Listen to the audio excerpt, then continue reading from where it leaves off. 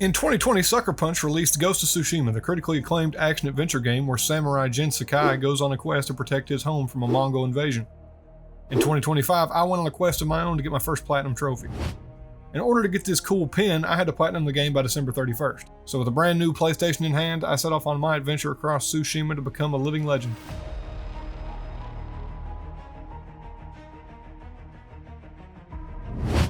When I first got into the game, the first thing I noticed was how smart the visual design of the world was.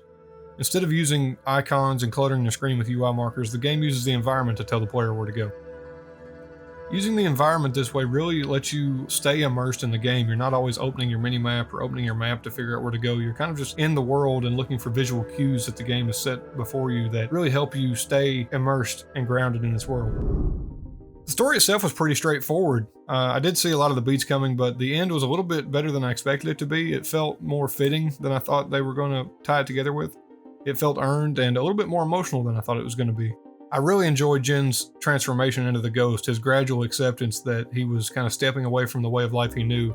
And by the end, it didn't feel as forced as I thought it was going to be. I do wish there were some non-lethal options there towards the end because of some story implications where you're dealing with some samurai later in the game, but this is a small gripe. It's only a tiny section from what I could tell, and mainly you're just sneaking around them in the grass anyway. But maybe a simple prompt to choke them out would have been a nice addition instead of having to restart the mission every time. As far as the samurai versus the ghost path, I wish there would have been more consequences or adaptive elements. I felt like it didn't matter how you played in the open world because there was no real consequence for your actions or your path that you chose. The moral tension was kind of there, I just wanted the gameplay to explore it more.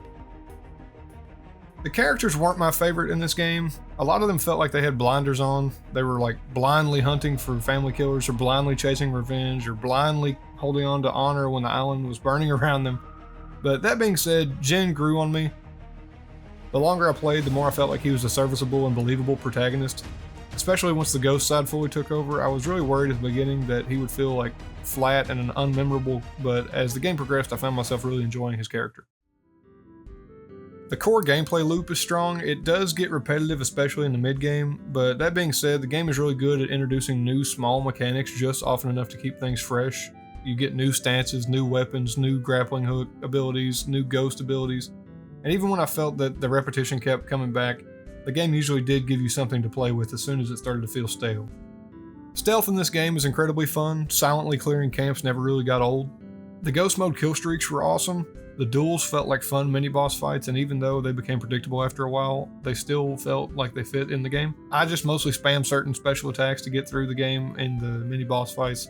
I did play on normal, so I'm sure that on harder difficulties this would change significantly and be a lot harder to do. Standoffs were an interesting idea, especially when you upgrade the skill tree and then you combine that with the Sakai clan armor. It was really fun to challenge an enemy camp and then take out a few of them in the beginning. I did end up mostly using this to speedrun camps when grinding for the platinum rather than a core part of my playstyle though, but it was an interesting thing to add to the game. As a more recent Souls player, at the beginning I wasn't a fan of the lack of lock-on at first.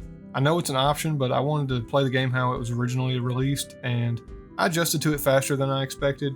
The controls felt generally good, though switching weapons and all the abilities were kind of confusing at times depending on what you're trying to do when you were switching stances and weapons, and the enemy variety itself was pretty solid early on. It definitely stagnated to me mid-game, but they did add some late-game enemy types that overall kept the game fun all the way to the end. I really enjoyed the haikus and the bamboo trials. They were calm and different, but provided a nice change of pace. That being said, there were far too many fox dens. I enjoyed them at first, and then they soon became cumbersome, especially when you're trying to get to platinum. I enjoyed the shrine climbing sections as well. I think there was a perfect number of those. They always felt fresh and interesting, but any more and I think it would have been leaning more towards the side of too many. Something I really wasn't a fan of though was the clue searching segments. They almost felt like the Witcher mechanic where you're looking for clues around the crime scene. They always use this mechanic during story missions, and for me it really slowed the pace of things down, sometimes killing the momentum of a quest. And especially for a platinum run, they became more annoying than engaging. There were a few hidden missions that were really frustrating for me personally, and it's not because they were hard, but more because they broke the game's otherwise excellent sense of flow. I had set up my trophies so that when I completed the final mission I could get to platinum, and instead, after I cleared the map, finished the main story, I thought my game was glitched because it didn't pop the platinum. And it turns out there were a few hidden missions I needed to complete, which it wasn't a big deal, and if I would have read a guide it probably wouldn't have been a problem at all, but Just trying to set my game up that way really took the wind out of the sails a little bit, because I thought my game was glitched and I was hunting around on the internet trying to figure out why the platinum wasn't popping up, but turns out it was just these 2 hidden missions. Another really minor gripe I have is the unskippable cutscenes, and for a first playthrough these are fine, but if you're going through a replay or even New Game Plus, which I'm not sure, maybe New Game Plus allows you to turn them off or skip them, but it's just a minor gripe. It's just the side quests aren't that engaging, and I can understand for the main quest maybe having them unskippable, but the side quests, I feel like you should be able to skip through those. The soundtrack in this game is excellent. The battle music really elevated combat moments, and then when you were just exploring, the ambient music kind of like really immersed you in the world, and combined with the visuals of the game, it's just a really nice world to exist in.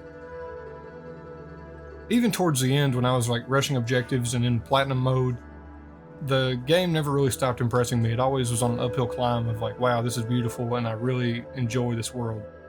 I didn't really mess around with Legends mode, and I haven't played the DLC yet, but I've heard the DLC is great, so I will come back at some point and try to knock these out, but I wanted to leave something to come back to.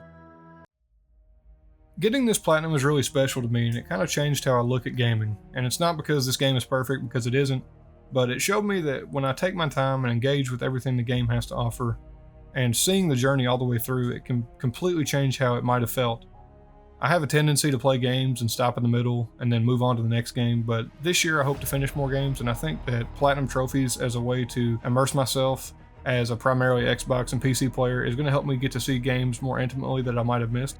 This really wasn't about checking off trophies, it was more about appreciating the design and the atmosphere, and progressing in a way that maybe I normally wouldn't have. And for a first PlayStation game and my first platinum, I think Ghost of Tsushima was a fantastic place to start. And I did order the pin, and I can't wait to sit it on my shelf as a physical reminder of my first platinum. So if you like this video and you want to join me on my journey this year to really dig deep into some games that I might have missed out on, please like and subscribe. I hope to see you in the next one, but until then, take care of yourself and thank you.